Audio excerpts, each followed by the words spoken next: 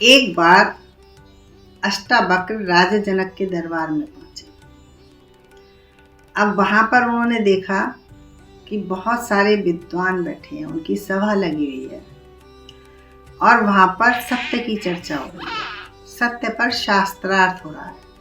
क्योंकि राजा जनक बहुत ही जिज्ञासु और धार्मिक प्रवृत्ति के थे और जो वो सत्य खोज रहे थे वो प्राप्त नहीं कर पाए थे, उन्हें नहीं मिला था। उन्होंने बहुत यत्न कर लिए थे, बहुत विद्वानों से पूछते थे, लेकिन वो संतुष्ट नहीं होते थे, उन्हें कोई भी संतुष्ट नहीं कर पाया।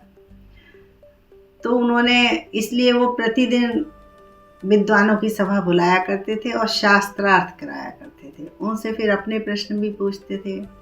तो अष्टावक्र जब आके खड़े हुए, वो अपने पिता का बदला लेने बंदी नामक व्यक्ति से आए थे, उससे शास्त्रार्थ करने आए थे कि उसे हराकर उसने उनके अष्टावक्र के पिता को हरा दिया था शास्त्रार्थ में, इसलिए आए थे अष्टावक्र। तो अष्टावक्र जब आके खड़े हुए तो जो सारे विद्वान थे वो अष्टावक्र को देखकर हंसने लगे, क्योंकि अष्टावक्र 8 अंगों से टेढ़े थे। तो राजा जनक भी हंसने लगे, अष्टावक्र तो और जोर जोर से हंसने लगे।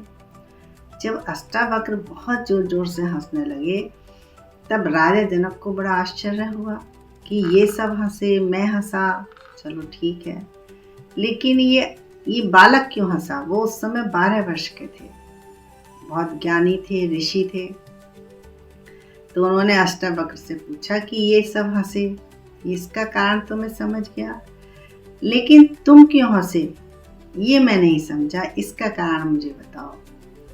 तो अष्टावक्र बोले, ये ज्ञानियों की सभा है, यहाँ सत्य का निर्णय हो रहा है, यहाँ सब अज्ञानी बैठे हैं, यहाँ सब चमड़े के पारखी बैठे हैं, सब चमारों की सभा है। क्योंकि इन्होंने मेरी चमड़ी को देखा, मेरे भीतर जो शुद्ध चैतन्य स्वरूप है उसको नहीं देखा। तो इनसे ये पूछो कि ये घड़े पर हंसे या घड़ा बनाने वाले कुम्हार पर हंसे, किस पर हंसे?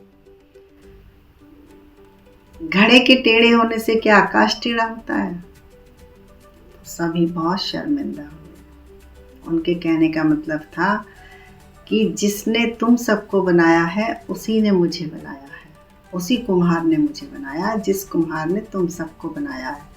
तो यदि तुम मुझ पर हंसे तो मुझ पर नहीं हंसे, तो उस बनाने वाले पर हंसे।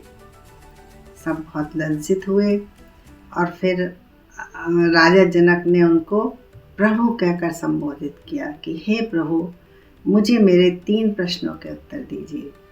कैसे मिलेगा वैराग्य, कैसे मिलेगा ज्ञान और कैसे मिलेगा सत्य?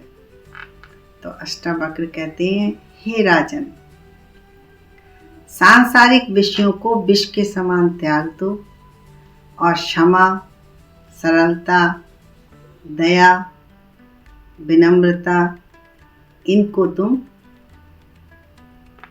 अमृत के समान सेवन करो। क्योंकि न तुम शरीर हो, न मन हो, न जल हो, न वायु हो, न अग्नि हो, तुम केवल शुद्ध चैतन्य स्वरूप हो। तब राजा जनक बहुत प्रसन्न हुए और उन्होंने अपना गुरु बना लिया अष्टावक्र।